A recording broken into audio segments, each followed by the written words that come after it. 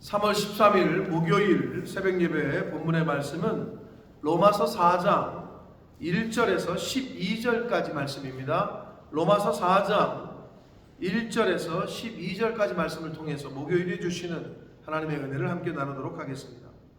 자, 어제 3장의 마지막 단락에서 이 신층의의 구원의 새로운 길을 만들어 주신 것, 믿음으로 말미암아 구원을 얻는다는 것도 하나님이 주신 복이라는 것을, 은혜라는 것을 말씀을 통해 우리가 어제 보았습니다. 자, 오늘 4장에서는 이 신칭의 믿음으로 말미암아 의롭게 되고 믿음으로 말미암아 구원을 얻는다라는 이것에 대한 실예로 당시의 유대인들의 믿음의 조상이라고 오늘날도 아주 존중하고 존경하고 떠받드는 아브라함의 이야기를 들어서 이제 예를 들어서 이제 바울이 설명합니다. 자, 뭐라고 얘기하는지 한 절씩 보겠습니다. 1절입니다. 그런즉 육신으로 우리 조상인 아브라함이 무엇을 얻었다 하리요? 육신으로 얻은 게 없어요. 아브라함은 뭐 잘한 게 없기 때문에. 아브라함을 부르시는 그 창세기 12장의 내용을 봐도 뭐 잘한 게 없어요. 그냥 아브라함을 부르시죠.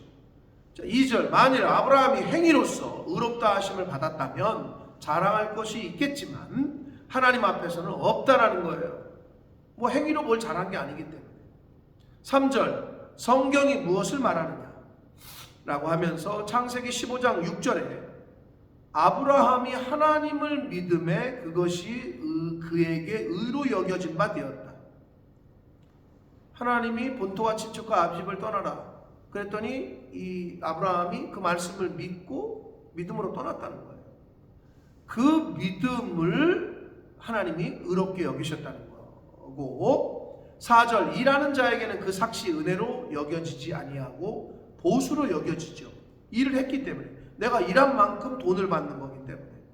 그러나 5절 일을 아니할지라도 경건하지 아니한 자를 의롭다 하시는 일을 믿는 자에게는 그의 믿음을 의로 여기셨다. 자, 일했으면 뭐 돈을 주면 그걸 보수로 여기죠. 내가 일했으니까 당연히 받는 거지라고 생각하잖아요. 근데 일을 하지 않았어. 즉 아브라함이 아무것도 행동으로 잘한 게 없는데 그냥 그 믿음을 보시고 의롭대. 그러니까 우리가 자랑할 것이 없다는 거고, 믿는 자에게 그의 믿음을 의로 여기셨다는 거예요. 그 아브라함 이야기를 들어서 지금 샘플로 이야기를 하고 있습니다. 6절 일한 것이 없이 하나님께 의로 여기심을 받는 사람의 복에 대하여 다윗이 말한 바, 그 시편 32편의 다윗의 시편의 그 이야기를 언급을 하면서 말하기를 7절 불법이 사함을 받고 죄가 가려짐을 받는 사람은 복이 있다. 이게 뭔 얘기냐면요, 불법, 내가 불법을 저질렀어, 죄를 저질렀어. 그런데 용서를 받고 그 죄를 가려주시오, 용서해 주시오, 양털같이 희게 해 주시오. 그런 사람은 복이 있다는 거예요. 8절 주께서 그 죄를 인정하지 아니하실 사람은 복이 있다. 무슨 말이냐, 이거는 인간 스스로 자신의 불법과 자신이 저지른 죄를 해결할 수 없다는 거예요. 다만 가려주시는 거고, 다만 용서해 주시는 거고. 누가? 하나님이. 누가? 예수 그리스도께서. 그러니까 인간 스스로는 자신의 불법적인 행위와 자신의 지은 죄를 해결할 능력이 없다라는 거예요. 그래서 9절 그런즉 여기서 이제 9절 10절에서 11절까지 해서 아브라함이 무할례 때 할례 받기 전에 믿음으로 의롭다 하람을 이제 얻었다는 걸 얘기하는데, 이 복은 무슨 복이에요? 믿음으로 받는 복을 말하는 거고, 칭의 의롭다 하심을 받은 복이 할례자에게냐 혹은 무할례자에게도냐 라고 물으면서 수사의문이에요. 무할례자에게도 이 복이 임한다는 거죠. 그 예로 지금 아브라함을 예를 드는 거예요. 무릇 우리가 말하기를 아브라함에게는 그 믿음이 의로 여겨졌다 했는데, 그런즉 그것이 어떻게 여겨졌느냐?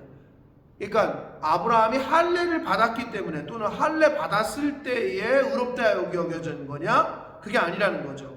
무할례자였을 때였다는 거죠.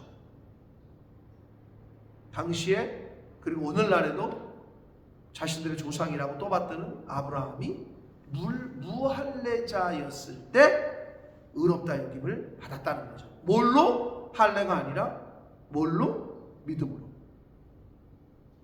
그래서 구약시대 할례를 오늘날 현대시대에는 세례라고 굳이 상징적으로 표현되는 것으로 봤을 때 세례라고 할 수 있는데, 여러분, 세례는 구원의 징표이긴 하지만 구원의 방편은 아니다. 그러니까 할례가 선민이라는 그런 당시에 하나님께서 할례 받으라, 그래서 할례 받은 게 내 백성이다 그랬잖아요. 세례를 받아라. 근데 세례를 안 받아도 된다라는 사람들이 있어요. 근데 그렇지 않아요. 세례는 예수 그리스도께서도 친히 우리에게 자신이 받으시면서 어떤 우리가 세례를 받아야 함을 보여주신 거고, 세례는 예수 그리스도를 믿음으로 고백하는 사람에게 베푸는, 그러나 세례 받았기 때문에 다 구원받는다, 그렇다는 건 아니라는 거예요. 세례는 구원의 징표일 수는 있으나 방편은 아니다.